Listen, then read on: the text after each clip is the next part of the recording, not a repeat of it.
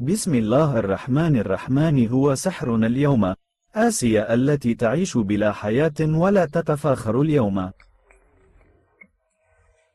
سوف نذهب على قيد الحياة. وما هو مديحهم؟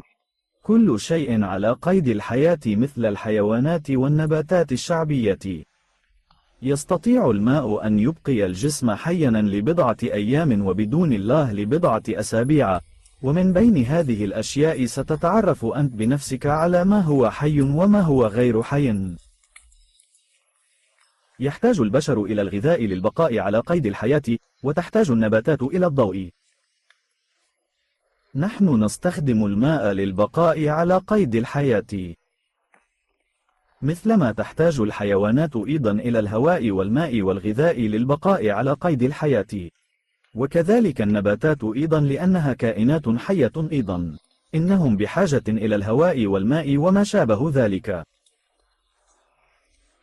وأن البشر يحتاجون أيضا إلى هذه الأشياء، وعلينا أيضا أن نحدد أيا من هذه الأشياء هو كائن حي.